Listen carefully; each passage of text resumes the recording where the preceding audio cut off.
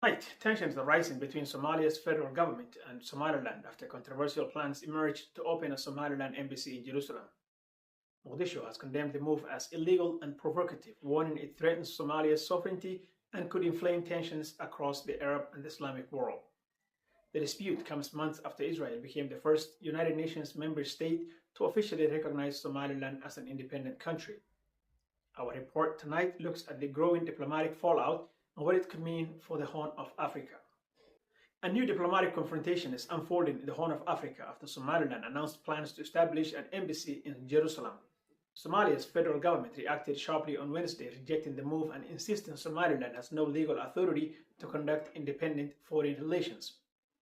In a strongly worded statement, Somalia's Ministry of Foreign Affairs reaffirmed what it called the country's unity, sovereignty, and territorial integrity, describing Somaliland's diplomatic outrage as a violation of international legitimacy.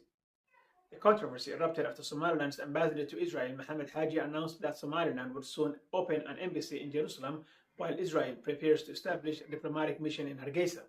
On social media platform X, Haji described the relationship as one built in friendship, mutual respect, and strategic cooperation. Israel quickly welcomed the announcement. Israeli Foreign Minister called the decision a significant step in strengthening relations between Israel and Somaliland.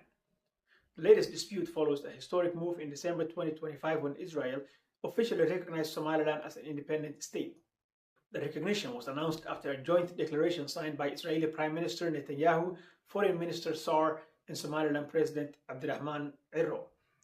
That decision marked the first time a United Nations member state formally recognized Somaliland since it declared independence from Somalia in 1991. Since then, Mogadishu has repeatedly condemned Israel's recognition, maintaining that Somaliland remains an inseparable part of Somalia. Several regional and international organizations, including the Arab League, have also rejected the recognition, citing concerns over regional stability and Somali territorial integrity.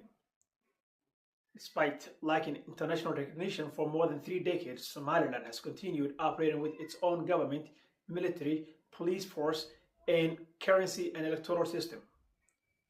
Supporters of Somaliland's independence argue the region has maintained a relative stability compared to other parts of Somalia and deserves international recognition. But Somalia's federal government warns that recognizing Somaliland could destabilize the region and undermine ongoing efforts to rebuild Somalia as a unified state. Meanwhile, Israeli media reports say Somaliland's first ambassador to Israel formally presented his credentials to Israeli president in Jerusalem earlier this week, another symbolic step deepening ties between the two sides.